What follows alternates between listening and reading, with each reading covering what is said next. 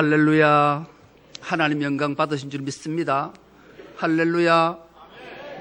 오늘은 오랜만에 이런 인사 한번 하겠습니다. 사람이 잠자리에서 완전히 깨어나려면 세 가지가 필요하다 했어요. 첫 번째, 사람은 운동이 필요하다 그랬어요. 깍지 한번 딱 끼겠습니다. 위로 한번 쭉 올리겠습니다. 좌로 한번, 우로 한번. 키도 1cm 큰 줄 믿습니다. 정신은 미소가 필요하다 그랬어요. 옆 사람을 딱 뒷사람도 보고 윙크를 딱 합니다. 윙크, 미소를 싹 보내면서 윙크. 여러분, 윙크의 의미를 다시 한번 각인시킵니다. 윙크는 한쪽 눈을 감고 한쪽 눈을 뜨는 것인데, 한쪽 눈을 감는 이유는 내가 주님의 사랑으로 당신을 너무너무 사랑하니까 당신의 약점, 단점, 나쁜 것 안 보겠습니다 하는 의미로 한쪽 눈을 감는 거고, 한쪽 눈을 뜨는 이유는 내가 주님의 사랑으로 당신을 너무너무 사랑하니까 당신의 좋은 것, 아름다운 것, 멋진 것만 보겠습니다라는 의미가, 윙크의 의미가 있으니, 자, 앞뒤 좌우 사람 보고 다시 한번 윙크를 하면서 딱 윙크합니다. 윙크.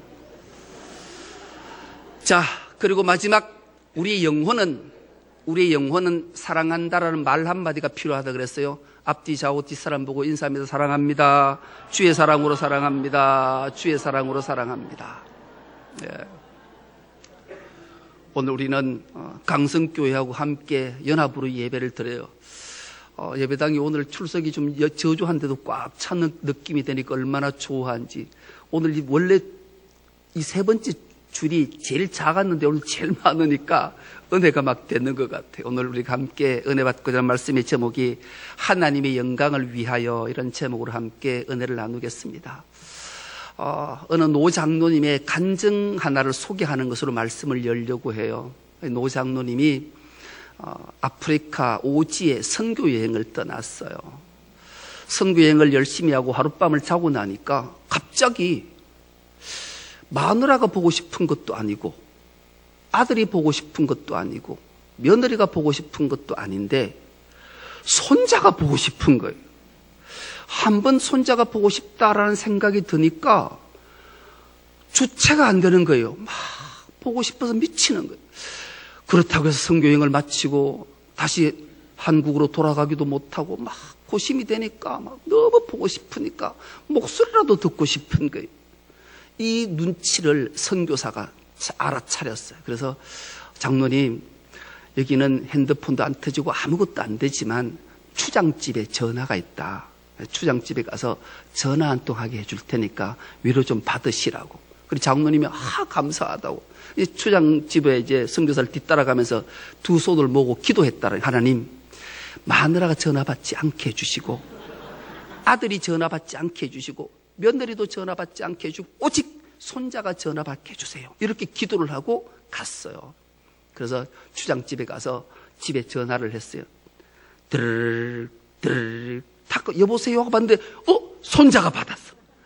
너무 행복해서 여보세요 하는 소리를 듣는 순간, 할아버지야, 예준아 잘 있었어? 그러니까요, 그 넘어서 할아버지 나 텔레비 봐야 돼, 끊어 하고 다 끊더라는 거예요.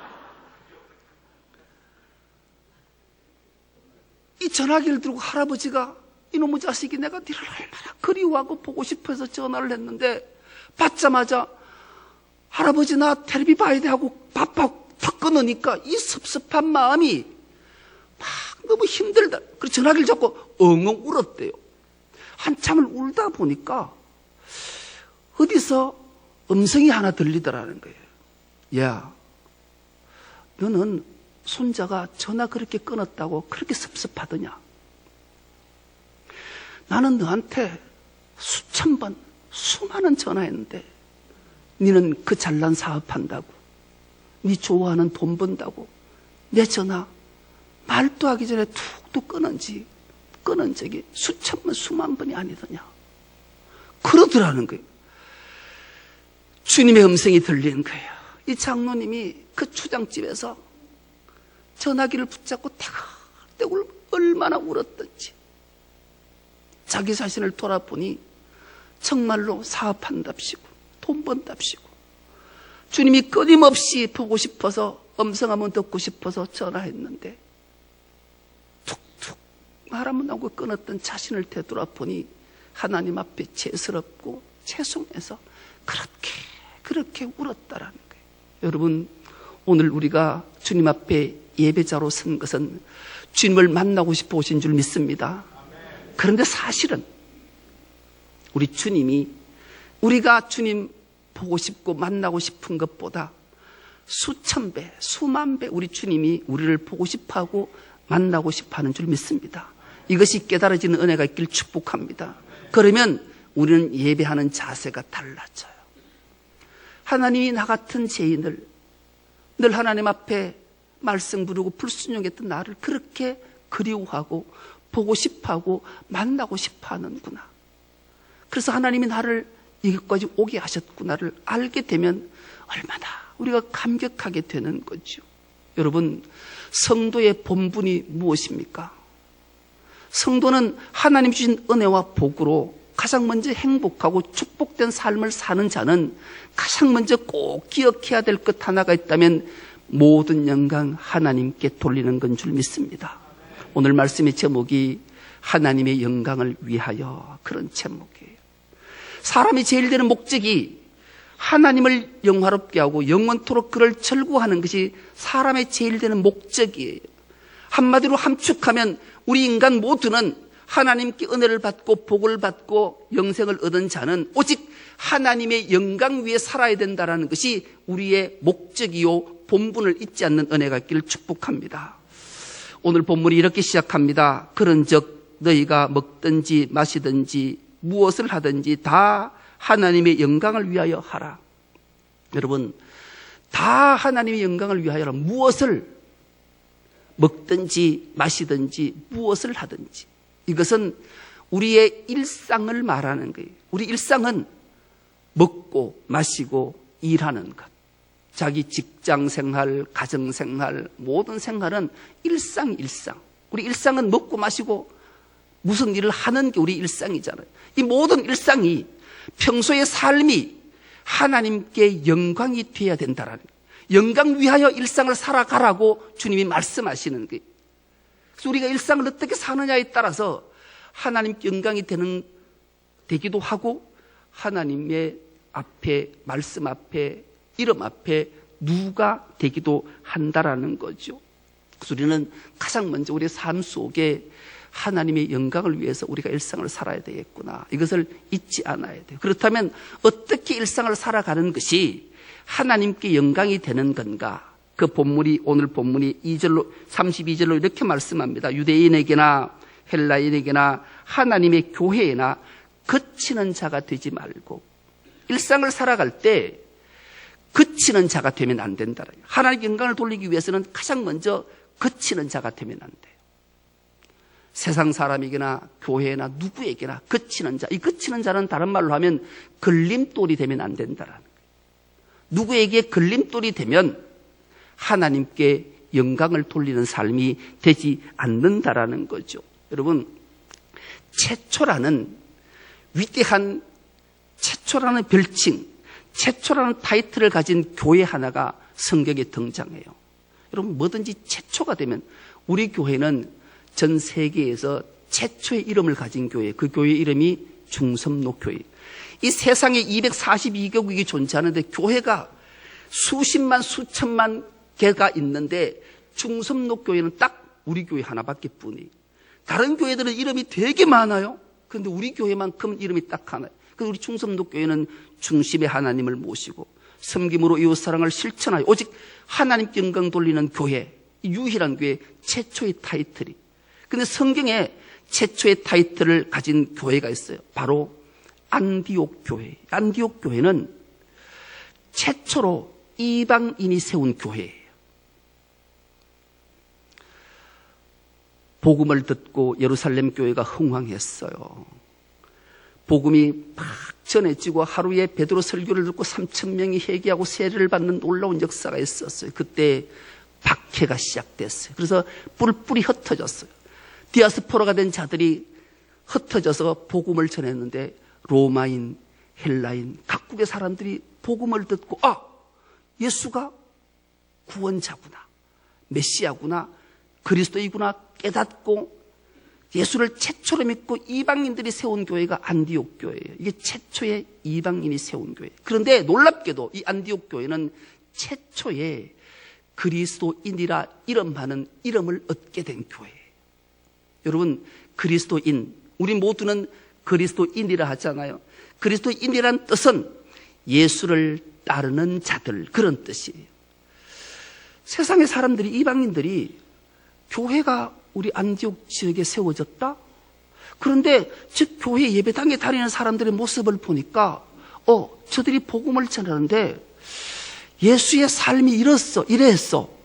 이것들이 전해지니 예수는 선한 삶을 살고 가난하고 소외되고 아파하고 이런 자들에게 복음을 전하고 의인을 부르는 것이 아니라 죄인을 부르러 와서 구원시켰다. 그런데 저들의 삶을 보니까 들었던 예수의 삶과 똑같아. 그러니 저들은 그리스도인이야. 최초의 그리스도인이라는 이름을 받게 된 교회가 안디옥 교회예요. 그러니 얼마나 이 안디옥 교회를 통해서 놀라운 복음이 전 세계에 전해지어졌는가를 우리에게 알게 하는 거죠. 이것은 바로 예수님의 선한 삶이었던 거예요. 거치는 자의 삶을 살지 않았다는 말씀이 되는 거죠. 우리는 인생을 살고 사회생활을 할 때 누구에겐가 걸림돌이 되면 안 돼요.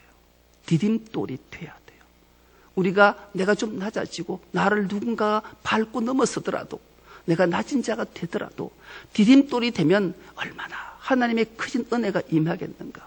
거치는 돌, 걸림돌에서 누구를 넘어지게 한다면 이보다 더 안타까운 일은 없을 거예요. 우리가 하나님의 영광을 위해 사는 첫 번째 삶은 걸림돌이 되지 않아야 돼요. 여러분, 미국의 방위사업체의 CEO였던 빌 스완슨이라는 분이 있어요. 이분은 이런 책으로 쓰지 않았어요. 이분이 되게 재밌는데요. 책에서 찾을 수 없는 비즈니스 규칙 33가지라는 것을 발표한 분이. 비즈니스, 여러분 사업을 해서 무언가 물질이나 귀한 것들을 따게 되면, 대박을 치게 되면 돈과 명예와 권력을 다 얻게 되잖아요. 그런데 이분이 이 모든 것을 얻은 사람이에요. 그래서 이분이 비즈니스를 이렇게 하면 반드시 성공한다라는 33가지 법칙을 만들었는데요.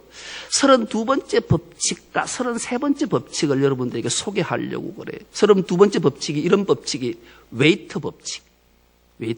이분이 어느 날 그 무기 엄청난 수조 원대를 거래하기 위해 중요한 사람을 레스토랑에서 만났어요.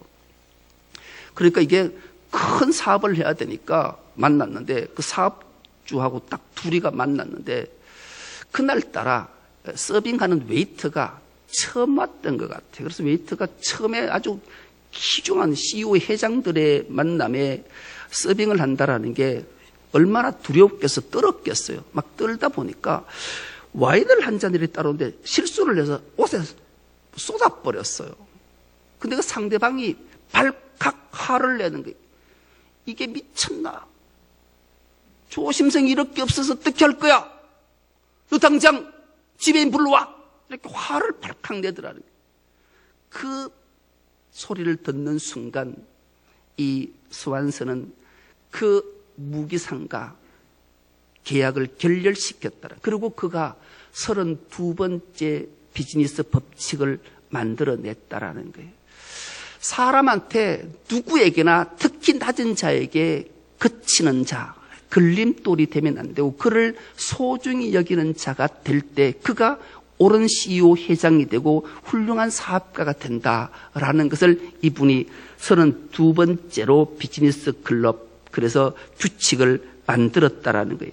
여러분, 좋은 사람, 선한 사람, 누군가에게 걸림돌이 아니라 디딤돌이 되어서 선한 영향력을 끼치는 사람은 작은 자, 약자를 배려할 줄 아는 마음을 가진 자라는 것을 우리에게 일깨워주는 말씀이에요. 그리고 이분이 마지막 33번째 비즈니스 규칙을, 이런 규칙을 썼어요.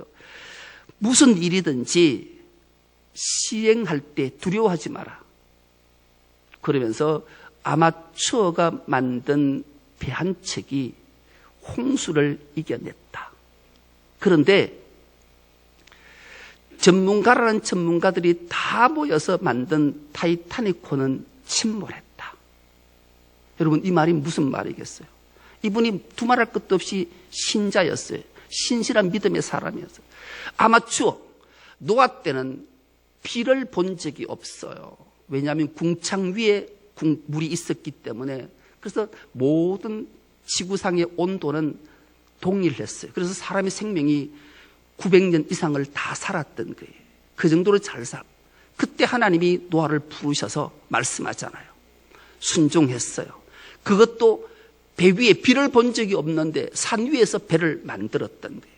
그런데 하나님 말씀 앞에 순종했더니만 그 아마추어가, 물론 하나님이 설계도를 주셨는데 그대로 만들었더만 자기를 포함해서 8가족이 생명을 구원했을 뿐만 아니라 아담의 모든 후손들은 다 멸절당하고 자기의 노아의 족보가 새로운 인류 역사를 만들어내는 위대한 일들을 감당했던 거죠. 그러나 타이타닉호를 만들 때는 수많은 전문가들이 다 만들었지만 결국 이 타이타닉호는 침몰하고 말았다는 거죠. 그래서 우리가 어떤 일을 할 때 어떤 마음을 가지고 하느냐에 따라서 어떤 결과를 초래한다는 것을 우리에게 잘 일깨워 주는 말씀이에요. 여러분은 사람들한테 걸림돌이 되십니까? 디딤돌이 되십니까?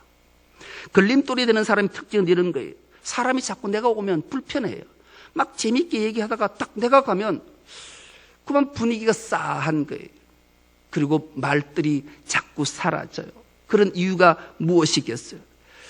걸림돌이 되는 사람 첫째는 자꾸 자기 주장을 자기가 말을 많이 하려고 해요. 자기 주장, 자기 고집, 자기 생각을 말하는 사람은 반드시 모든 사람에게 걸림돌이 되는 거예요. 그러나 디딤돌이 되는 사람은 배려하고 존중하고 남의 말에 경청하는 사람, 그리고 양보하는 사람이에요. 그렇다면 여러분 스스로에게 자문해보면 답이 나와요. 나는 거치는 걸림돌인지 디딤돌인지를 정확하게 인식할 수 있어요. 이것이 깨달아져서 이때까지 삶이 거치는 돌, 걸림돌이었다면 오늘 말씀을 듣고 깨달아 디딤돌이 되는 은혜가 있길 축복합니다. 그래서 또 다른 사람을 구원해내는 놀라운 역사를 만들어내는 은혜가 있기를 축복합니다. 그리고 걸림돌이 되지 않고 디딤돌이 되면 하나님 영광이 되고, 또 하나 하나님을 기쁘시게 하는 사람이 되어야 된다. 성경은 말씀하고 있습니다. 33절이 이렇게 말씀합니다. 나와 같이 모든 일에 모든 사람을 기쁘게 하여, 모든 사람을 기쁘게 한다. 이런 예화 하나가 있어요. 어느 사람이 강의를 하면서 사람들을 모아놓고 강의를 하면서 마지막 질문을, 이런 질문에, 여러분들이 일생을 다 살고 이제 죽어서 간속에 들어있을 때 당신들의 지인과 친척과 가족과 사랑하는 아내, 남편, 또 자식들이 와서 간속에 누워있는 당신을 보고 어떤 말을 듣기를 원하십니까? 라고 물었더니만 첫 번째 사람이 이렇게 답을 해요. 나는 정말로 저 사람은 훌륭한 사람이었다. 선한 일도 많이 했고 참 사업도 성공했고 많은 사람들에게 유익을 참 많이 주고 세상에 참 유익한 사람이었다. 저 일생이. 그렇게 좋게 좋은 평판을 듣고 싶습니다. 그래서 두 번째 사람이 이렇게 저는 그 정도까지는 안 바라고 우리 아내가 내 남편은 참 좋은 남편이었어. 나를 사랑해 줬어. 내 아들, 딸은 우리 아빠는 참 존경스러워. 우리 가족을 위해 참 헌신하고 땀을 많이 흘리고 이것까지 가족을 평안하고 행복하게 만들어줬어. 그 정도 얘기를 듣고 싶습니다. 그러자 마지막 사람이 이렇게 말해요. 저는 이런 말을 듣고 싶습니다. 야! 사람이 움직인다. 뭔 말인지를 살아났다라는 말, 살아났다라는 말. 여러분, 우리의 말과 행동이 누군가를 살려낸다라는 것은 얼마나 귀한 일인지 몰라요. 주님이 자신의 유익을 구하지 않고 우리의 유익을 구하기 위해 십자가에 자기 목숨을 내어놓고 우리를 살려서 영원한 생명을 주신 그 기쁨으로 오늘 우리가 예배하는 줄 믿습니다. 모든 사람을 기쁘게 하는 그 비결을 오늘 성경은 뭐라고 말하는가? 모든 사람을 기쁘게 하여 자신의 유익을 구하지 아니하고 많은 사람의 유익을 구하여 그들로 구원을 받게 하라. 자신의 유익이 아니라 타인의 유익을 구하는 자가 하나님께 영광을 돌리는 자고 모든 사람을 기쁘게 하는 자라고 성경은 우리에게 말씀합니다. 여러분, 제가 오늘 1부회 때 그 얘기를 했더니만 막 논쟁이 있는 것 같아서 오늘 그건 살짝 빼고 하려고 해요. 제가 사실은 중도인데 진보에 살짝 가까웠던 사람이, 그런데 어느 날 나 보수할란다. 그래서 보수하려고 마음먹었던 계기 중에 하나가 이런 게 있어요. 여러분, 국민의힘 비례대표 1번이 누군지 아세요? 국민의힘으로는 아니고 21대 국회 때 미래한국당의 비례대표 1번이 김예지라는 국회의원이에요. 김예지 국회의원이 어떤 분인가 하면 저분인데요. 저분은 시각장애인이에요. 그런데 놀랍게도 저분이 미국에서 유명한 대학에서 피아노 교수법 박사학위를 받았어요. 그 피아노는 이렇게 쳐야 된다라고 박사학위를 가지고 가르쳐요. 저분이 법안을 151개 법안을 냈어요. 시각장애인임에도 불구하고 국민의힘 의원으로서, 그리고 저 국민의힘 의원인데 국민의힘 의원들을 해서 일가를 했어요. 당신들 의정학들이 하면 안 된다. 약자를 위해, 소외받고 아파하는 자들을 위해 법안을 내라. 여러분, 보수와 진보의 차이를 설명했더니만 반박하는 수 있었고 설명 안 할 거예요. 아무튼 보수에 있는 국민의힘 국회의원이 진보에 있는 법안을 발의해서 놀랍게도 역사상 유례없이 한국 국회의원들이 모두가 민주당, 국민의힘 모든 국회의원들이 다 박수를 하고 일부 의원들은 기립박수를 보냈어요. 그 이유가 뭘까요? 자기 당, 자기를 위한 법안이 아니라 상대의 타인의 유익을 위한 법안을 냈기 때문에 모든 이들이 박수를 보내고 기립박수까지 받았던 거예요. 더 놀라운 것은 이 김예지 의원의 프로필을 보니까 마지막에 가슴을 뭉클하게 하는 대목 하나가 있었어요. 개신교인. 이분은 그리스도인이었던 거예요.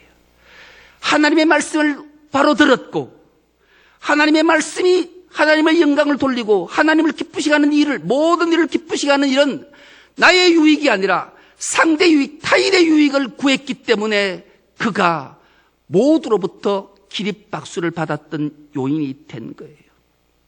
그가 개신교인, 크리스찬이 아니었다면 생각하지도 못할 것들을 하나님이 지혜를 주셔서 그 발의를 하게 만드셨던 거예요. 왜요?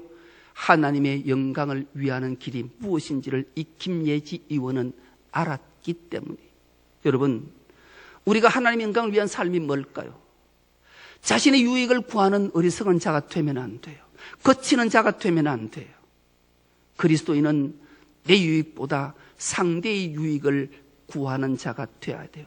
우리 하나님이, 예수께서 그의 삶을 사셨기 때문에 자신의 유익을 구하신 것이 아니라 우리의 유익을, 세상의 유익을 구하시기 위해 자기 목숨을 십자가에 내어놓으시기까지 세상을 사랑하고 우리를 사랑해 주셨고, 내가 의인을 부르러 온 것이 아니라 죄인을 부르러 왔다 말씀하시고 우리 같은 죄인을 구원해 주셨고 우리에게 유익을 주셨기에 오늘 우리가 이 자리에 예배자로 서 있는 줄 믿습니다. 그리고 우리도 마땅하게 2023년 마지막 송년주일을 보내면서 우리의 삶이, 내가 이때까지 삶이 하나님의 영광을 위한 삶을 살았는가를 되돌아보고, 이제 이때까지 그런 삶을 살지 못했다면 결단하십시오. 나는 이제 모두에게 거치는 자, 걸림돌이 되지 않고 디딤돌이 되겠다. 모든 사람을 기쁘게 하기 위해 내 유익을 구하지 않고 상대의, 타인의 유익을 구해서 하나님께 크신 영광을 올려드리겠다. 이 다짐으로 한 해를 마무리하고 새로운 새해를 맞이하는 우리 강성교회, 우리 중성교회 모든 건속 다 될 수 있기를 간절히 기도합니다. 하나님 감사합니다.